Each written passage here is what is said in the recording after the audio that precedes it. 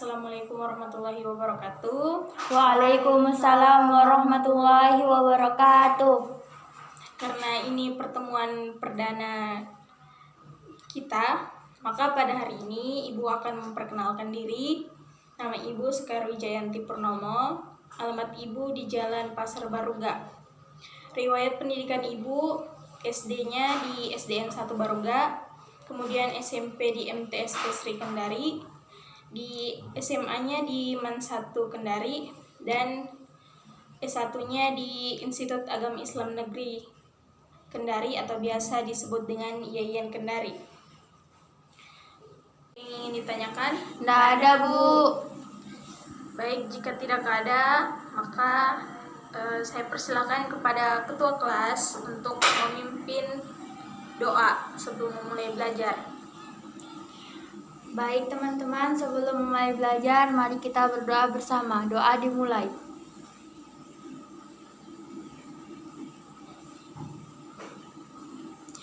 Doa selesai.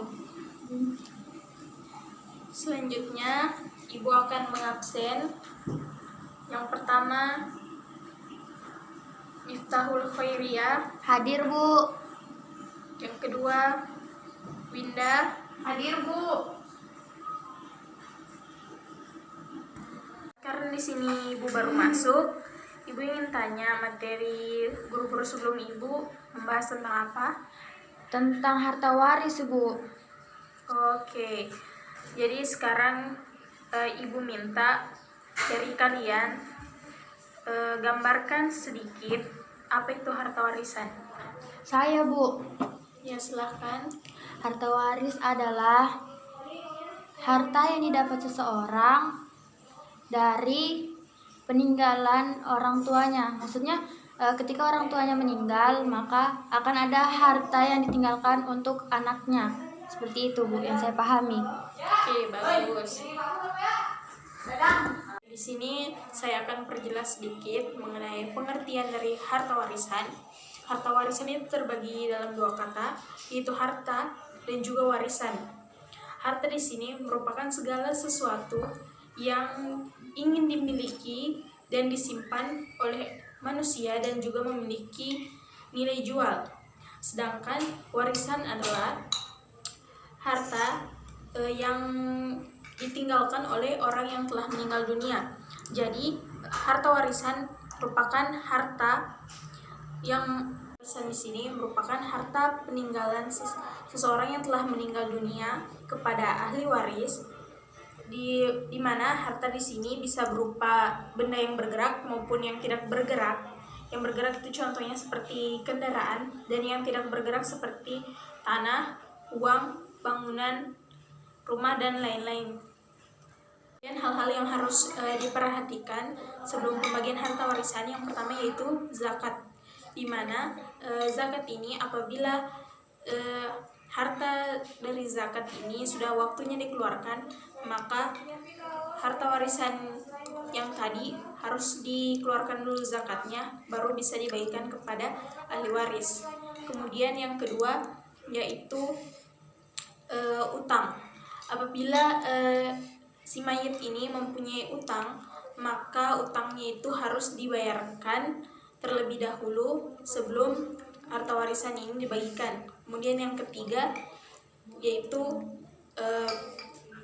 hal-hal yang berkaitan dengan keperluan si mayit, misalnya seperti penguburan jenazah, upah untuk memandikan jenazah, untuk pembelian kain kafan, dan lain sebagainya. Itu harus diselesaikan terlebih dahulu sebelum harta warisan dibagikan. Dan yang terakhir yaitu wasiat, di mana jika si mayit telah berpesan dan ada wasiatnya, maka wasiat ini harus diberikan kepada orang yang telah dipilihnya, dan sisanya terserah kepada orang yang telah dipilih apakah wasiat. Apabila si mayit telah memberikan wasiat kepada orang yang ia pilih, maka wasiat harta dari warisan ini harus diberikan dulu kepada orang yang telah dipilihnya. Nah, jika dari keempat hal-hal ini telah ditunaikan, maka pembagian harta warisan itu barulah bisa dilaksanakan. Dari adanya pembagian harta warisan, yang pertama itu memberikan pelajaran bagi kaum muslimin untuk bertanggung jawab dalam melaksanakan syariat Islam yang berkaitan dengan pembagian harta warisan. Kemudian yang kedua, menyodorkan solusi terbaik tentang permasalahan harta warisan yang sesuai dengan aturan Allah Subhanahu wa taala. Kemudian yang ketiga, agar harta benda dari si mayit yang telah meninggal dunia tidak berada di tangan orang-orang zalim. Sebab-sebab seseorang mendapatkan warisan yang kedua yaitu sebab pernikahan yang sah. Maksud dari pernikahan yang sah itu adanya ikatan suami dan istri melalui jalur ijab dan qabul secara sah. Dalilnya itu Quran surah An-Nisa ayat 12 yang berbunyi, A'udzubillahi minasyaitonirrajim, Bismillahirrahmanirrahim. Walakum nisfu ma taraka azwajukum illam yakul lahunna walad. Yang artinya, bagimu suami-suami seperdua dari harta istri-istrimu jika ia meninggal dan tidak mempunyai anak. Kemudian yang selanjutnya itu sebab wala atau memerdekakan budak. Jika seseorang muslim memerdekakan budak atau hamba sahaya, maka ia berhak mendapatkan warisan. Dalilnya yaitu walau liman a'taqa, yang artinya sesungguhnya wala itu teruntuk orang-orang yang memerdekakan budak. Hadis riwayat Al-Bukhari. Kemudian yang selanjutnya yaitu sebab kesamaan agama. Misalkan ada seorang muslim yang ingin mewariskan hartanya namun ia tidak memiliki ahli waris, maka ia bisa mewariskan kepada seseorang yang memiliki agama yang sama. Ini sesuai dengan hadis yang dikeluarkan oleh Rasulullah, di mana hadis itu berbunyi, ana warisu man la yawarisa lahu. Saya adalah ahli waris bagi orang yang tidak mempunyai ahli waris. Maksud dari hadis ini yaitu maksud dari hadis ini yaitu ketika ada seseorang yang ingin mengeluarkan warisannya namun ia tidak memiliki ahli waris, maka bisa dikeluarkan melalui Baitul Mal untuk kepentingan masyarakat luas. Pembagian harta warisan di sini, istri jika mempunyai anak maka akan mendapatkan 1/8, dan jika tidak mempunyai anak maka akan mendapatkan 1/4. Kemudian untuk suami, jika suami di sini tidak mempunyai anak maka akan mendapatkan 1/2, dan jika ia mempunyai anak maka akan mendapatkan 1/4.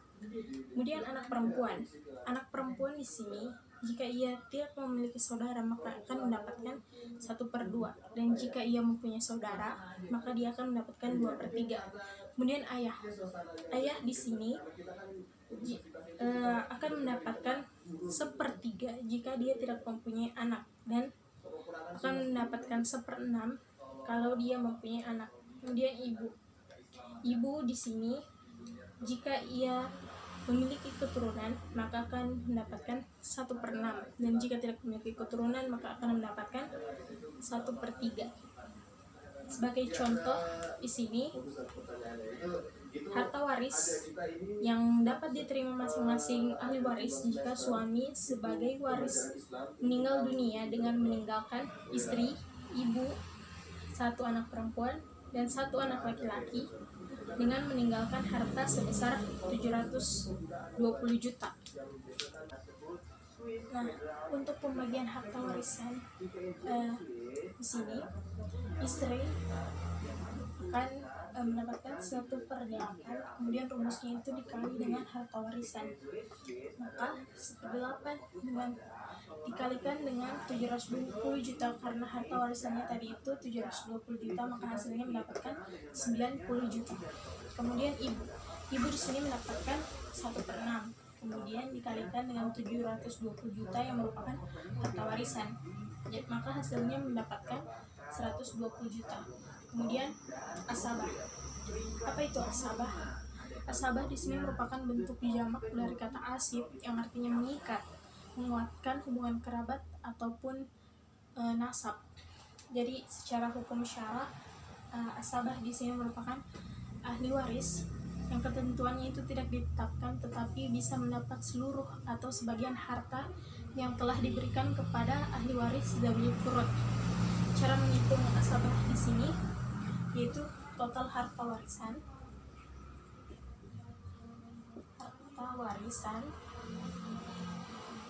total harta warisan dikurang dengan harta warisan yang sudah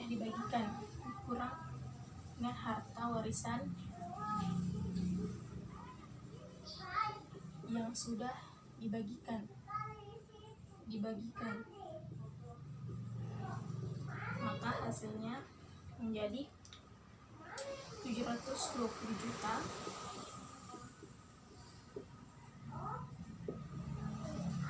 kurangkan dengan 210 juta. 210 juta itu merupakan hasil dari 90 ditambah dengan 120. 210 juta. Maka hasilnya akan mendapatkan 510 juta.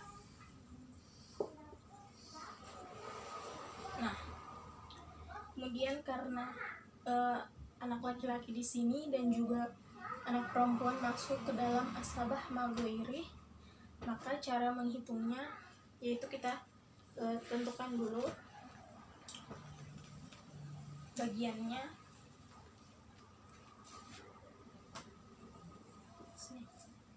Maka bagian anak laki-laki lebih banyak ketimbang anak perempuan, maka rumusnya akan seperti ini.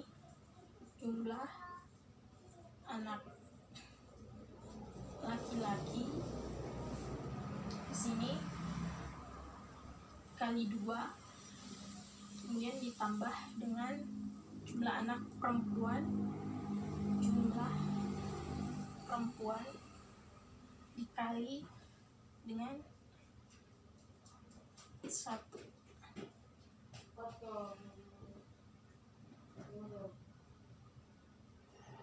Dikali dengan perempuan 1, maka hasilnya akan menjadi 1 dikali 2, kemudian ditambah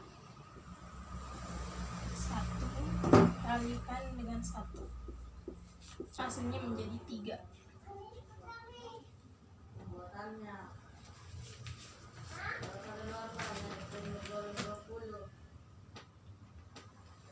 Dia sini anak laki-laki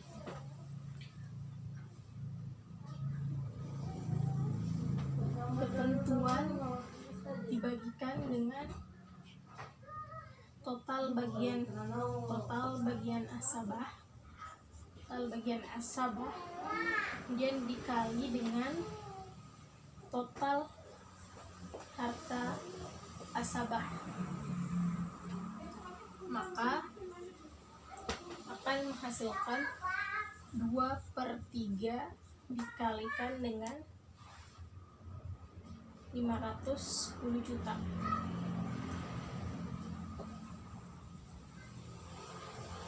Maka hasilnya menjadi 340 juta. 340 juta. Kemudian untuk yang perempuan, rumusnya tetap sama. Karena jumlahnya dia 1, maka dikalikan dengan total harta asabah 510, maka akan menghasilkan 170 juta. Itulah contoh perhitungan pembagian harta Hukum dari pembagian harta warisan yaitu Quran Surah An-Nisa ayat 11 yang berbunyi A'udzubillahi minasyaitonirrajim. Bismillahirrahmanirrahim. Yusikumullahu fi auladikum lizzakari mislu hazzil unsayayin. Fa in kunna nisa'an fawqa snataini falahunna sulusa ma tarak.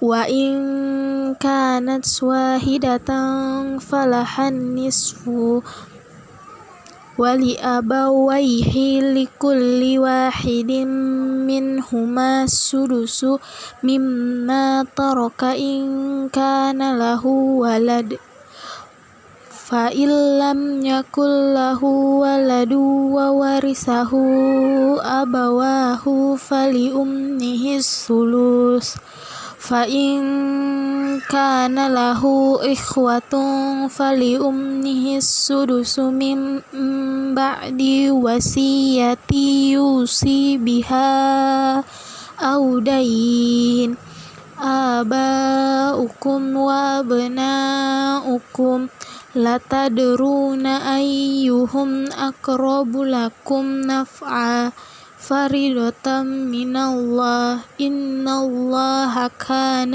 عليما حكيما,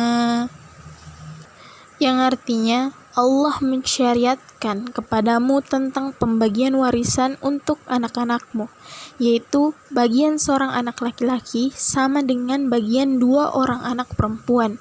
Dan jika anak itu semuanya perempuan yang jumlahnya lebih dari 2, maka bagian mereka 2/3 dari harta yang ditinggalkan. Jika dia anak perempuan itu seorang saja, maka dia memperoleh setengah harta yang ditinggalkan. Dan untuk kedua ibu bapak, bagian masing-masing 1/6 dari harta yang ditinggalkan jika dia yang meninggal mempunyai anak. Jika dia yang meninggal tidak mempunyai anak dan dia diwarisi oleh kedua ibu bapaknya, maka ibunya mendapat 1/3. Jika dia yang meninggal mempunyai saudara, maka ibunya mendapat 1/6.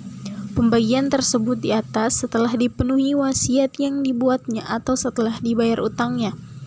Tentang orang tuamu dan anak-anakmu, kamu tidak mengetahui siapa di antara mereka yang lebih banyak manfaatnya bagimu. Ini adalah ketetapan Allah. Sungguh Allah Maha Mengetahui, Maha Bijaksana.